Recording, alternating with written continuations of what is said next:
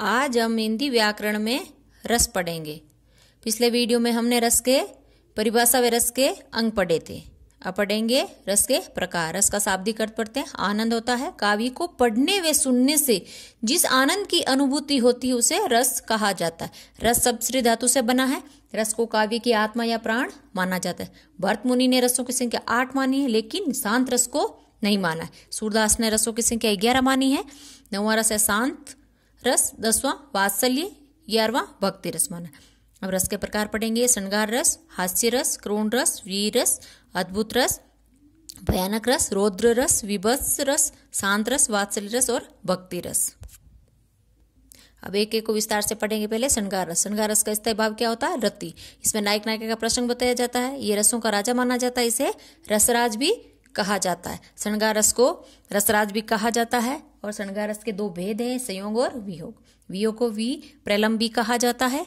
संयोग में क्या होता है? नायक नायिका का साथ होता है। वियोग में नायक नायिका का दूर रहना होता है। और दोनों में श्रेष्ठ क्या है? वियोग रस श्रेष्ठ है।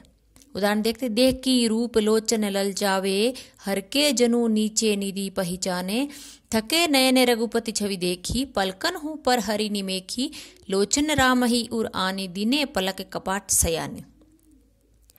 ये श्रृंगार रस है इसमें। और इसमें आश्चर्य क्या है? सीता है। विषय क्या है? राम है। संचारी भाव हर्ष और भय। इसमें राम और सीता का प्रसंग है ये। अब इसका थोड़ा अर्थ देख लेते हैं। सीता के नेत्र श्री राम के सौंदर्य को देखकर नेत्र ललचा जाते और हर्षित हो जाते, मानो उनको खोई हुई निधि यानी खजाना मिल गया हो। श्री राम की छवि को लगातार देखते रहने से उनके नेत्र आंखें थकती नहीं है और प्रसन्नता खुशी के कारण पलकें झपकना भी भूल गई है। सीता जी ने श्री राम की छवि को अपनी आंखों के रास्ते में बसा लिया है और फिर पलकों रूपी किवाड़ को बंद कर लिया है ताकि हृदय में बनी रहे। तो इसमें क्या है? श्रृंगार रस है। दूसरा है हास्य रस। हास्य रस का स्थायी भाव हास होता है। हास्य रस में विचित्र कथन, विचित्र वेशभूषा को देखकर पता लगा लिया जाता है कि इसमें हास्य रस है। हास्य रस के 6 प्रकार है। रिमत, हसित, विशत, औसत, अतिशत, अपसत। अब उदाहरण देखते। हाथी जैसी देह, गेंडे जैसी खाल, तरबूज जैसी खोपड़ी जैसे गाल। एकदम विचित्र कथन है। हाथी जैसा विशाल मतलब शरीर है, त्वचा गेंडे जैसी मोटी और मजबूत है, सिर उसका तरबूज जैसा गोल मटोल है। तो ये क्या है? इसमें एकदम विचित्र प्रसंग है, तो इसमें हास्य रस होगा। तीसरा है रौद्र रस। रौद्र रस का स्थायी भाव क्रोध होता है। अपमान, शत्रु को सामने देखकर क्रोध जागना।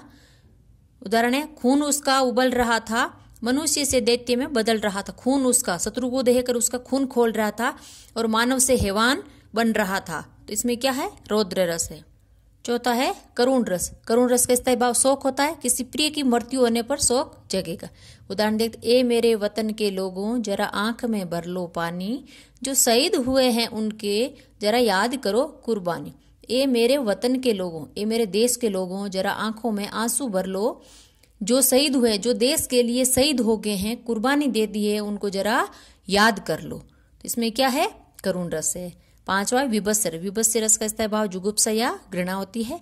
मांस, रक्त, सड़ी गली वस्तुएं, सत, विसत, शव आदि को देखकर मन में जुगुप्सा या घृणा उत्पन्न हो जाती है। तभी जुगुप्सा से विभत्स रस की प्राप्ति होती है। उदाहरण देते। गिद्ध और चील मंडरा रहे थे और चूहे को तड़पा रहे थे। गिद्ध और चील ऊपर मंडरा रहे थे और चूहा तड़प रहा था उनको देखकर। तो इसमें क्या है? विभत्स रस है। चूहे को घृणा हो रही थी। छठा है भयानक रस। भयानक रस का स्थायी भाव भय होता है। हिंसक जानवर को देखकर, भयानक जंगल व अंधकार को देखकर, बलवान शत्रु को देखकर मन में भय उत्पन्न हो जाता है, तो वहां भयानक रस हो जाता है। उदाहरण देखते हैं भयानक रस का। सुनसान सड़क पर सन्नाटा था चारों ओर। सुनसान सड़क पर सन्नाटा था चारों ओर, लग रहा था डर, दूर भी थी बोर। सुनसान सड़क पर सन्नाटा था चारों ओर, अंधेरा था तो चारों तरफ एकदम सड़क पे क्या था?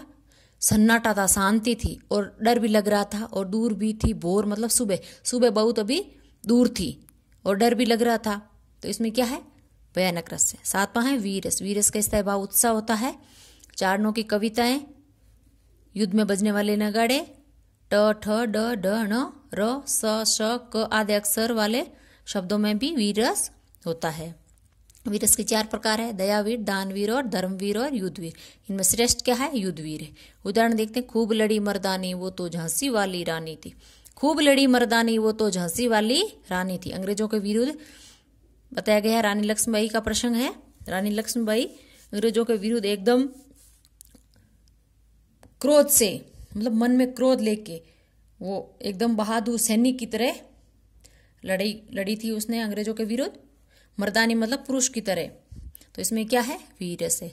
अद्भुत रस, अद्भुत रस का इस्तेमाल होता है विश्व में अद्भुतपूर्व घटना, अदृष्टपूर्व घटना, अलौकिक घटना को देखकर अचंभा होना, तो उसमें अद्भुत रस होता है। उदाहरण देखते हैं, मछली चलकर जमीन पर आई, अचंभा देख ये साहिल भाई।